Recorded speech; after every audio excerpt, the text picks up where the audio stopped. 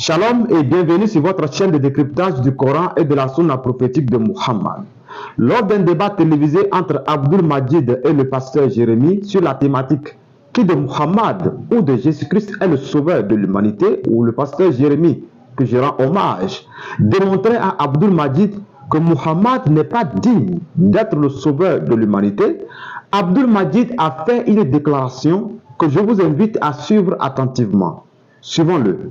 Dans le cadre de ce débat, nous ferons mieux de justifier notre position respective sur base des propres témoignages de Dieu contenus dans la Bible judéo-chrétienne et dans le Coran, et aussi sur base des propres témoignages de Jésus-Christ et de Muhammad contenus dans la Bible judéo-chrétienne et pour le cas de Muhammad dans le Coran et aussi dans les traditions prophétiques. La cité Coran chapitre 46 verset 9 qu'il n'a pas compris. D'abord il est contredit lui-même par le début même de ces passages dans lesquels Muhammad dit « Je ne suis pas une nouveauté des messagers de Dieu ». C'est-à-dire je ne suis pas le premier messager à être envoyé sur terre. Des messagers sont venus bien avant Muhammad. Il dit « Je ne sais pas ce que l'on fera de moi ni de vous, mais je ne fais que suivre ce qui m'a été révélé ». Qui fera de lui de vous? Il ne s'agit pas de Dieu, mais il s'agit des persécuteurs, des mécréants de la Mecque. Abdul Majid a affirmé que quand Allah dit à Muhammad de dire, dans le Coran chapitre 46, verset 9, « Je ne suis pas une innovation parmi les messagers, et je ne sais pas ce que l'on fera de moi, ni de vous. Je ne fais que suivre ce qui m'est révélé, et je ne suis qu'un avertisseur clair.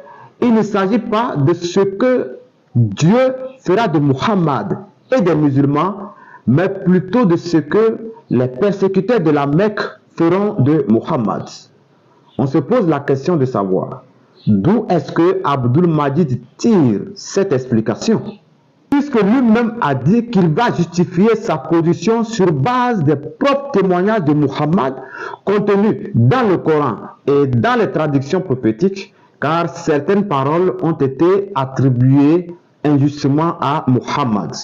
Alors, là où Muhammad dit « Je ne sais pas ce que l'on fera de moi, ni de vous », Abdul Majid affirme qu'il ne s'agit pas de ce que Dieu fera de Muhammad et des musulmans, mais plutôt ce que les persécuteurs de Muhammad feront de lui. On s'est demandé d'où est-ce qu'il tire cette explication.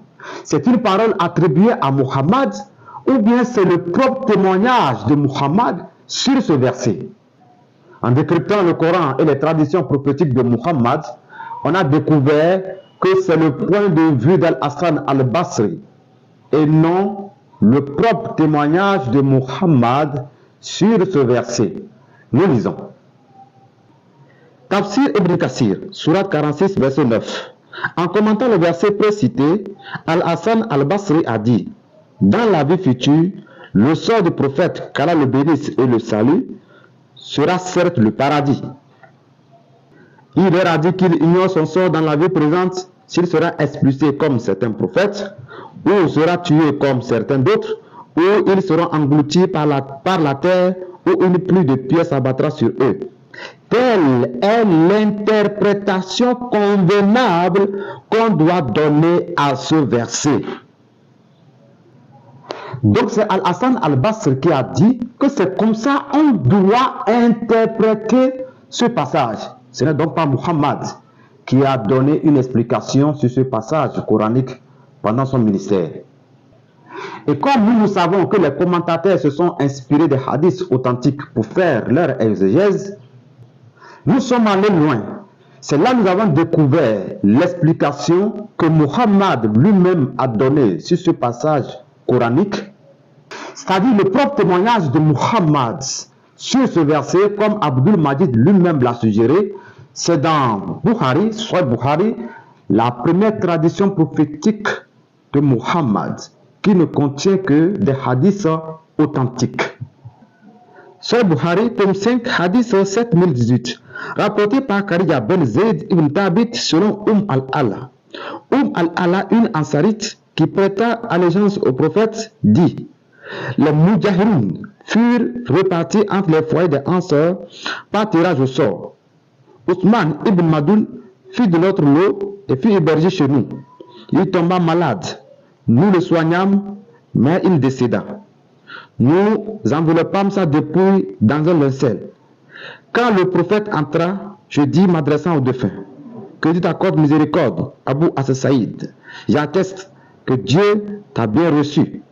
Qu'en sais-tu si Dieu l'a bien reçu ou pas? Dit le prophète. Par Dieu, je n'en sais rien, dis-je. Le prophète dit, quant à lui, par Dieu, il est maintenant au fait de la vérité de l'au-delà. Certes, je n'espère pour lui que du bien. Par Dieu, tout étant le messager de Dieu, j'ignore ce qu'il adviendra de moi et de vous dans l'au-delà. Alors Allah dit, par Dieu, je ne ferai plus jamais l'éloge de personne après ce que j'ai entendu. Tout est clair. Alors, je vous explique l'hadith. En effet, c'est un compagnon de Muhammad qui était mort. Et on a déposé sa dépouille. Voilà, il y avait une dame, certainement qu'elle s'occupait de la dépouille du monsieur. Le prophète est venu et il a entendu la femme s'adressant au défunt dire, j'atteste que Dieu t'a bien reçu dans son paradis. C'est alors que Muhammad reprend sévèrement la dame en lui disant, toi qui t'as dit que Dieu l'a reçu dans son paradis, moi-même, tout étant le prophète de Dieu, je ne sais pas ce qu'il adviendra de moi, ni de vous les musulmans, dans l'au-delà.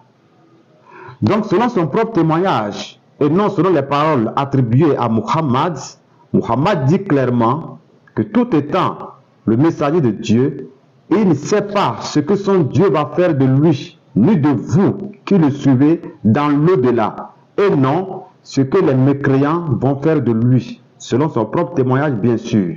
Abdul Majid, pourquoi vous avez pris votre temps à mentir aux musulmans? Vous qui suivez Abdul Majid, vous avez découvert qu'il a passé tout son temps à vous mentir sur l'islam.